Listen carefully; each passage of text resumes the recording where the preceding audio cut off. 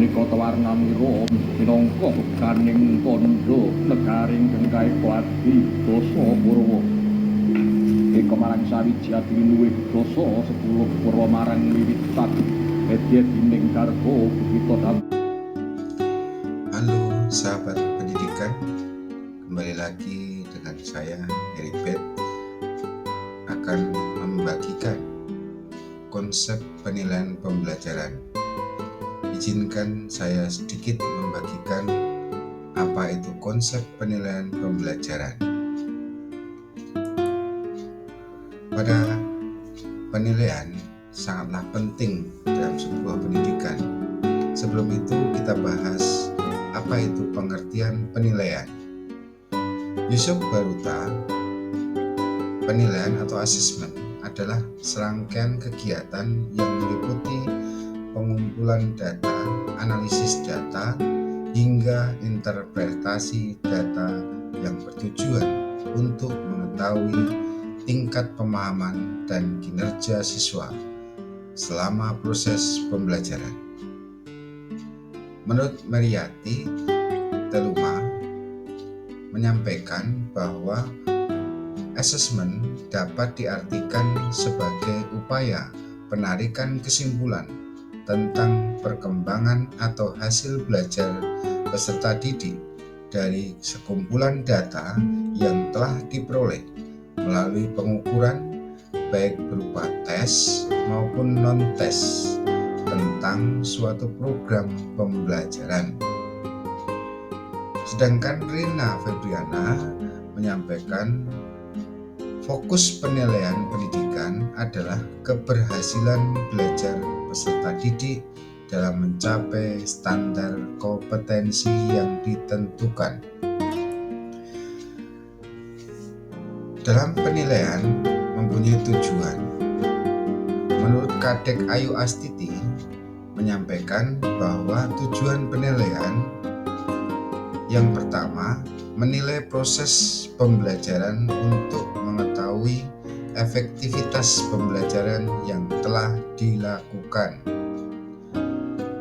Kedua, penilaian untuk mengetahui prestasi individu.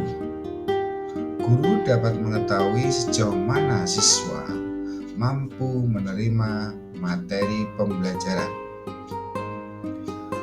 Yang ketiga, penilaian untuk evaluasi program. Bahan dalam evaluasi program pembelajaran dalam hal ini. Yang keempat, refleksi tujuan penilaian, yaitu mampu tidaknya suatu penilaian dalam mengukur tujuan penilaian yang diharapkan. Itu tujuan pendidikan.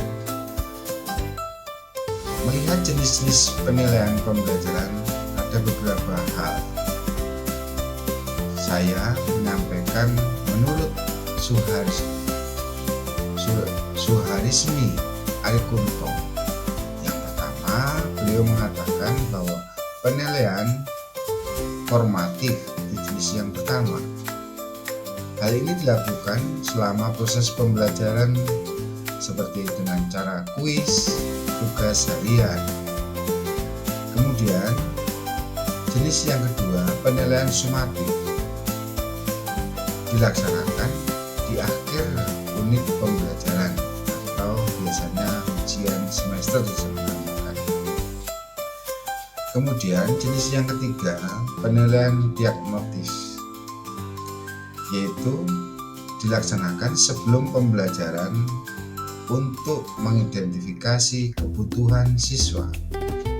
Bisa kita kenal dengan post-test atau pertanyaan yang sifatnya memantik.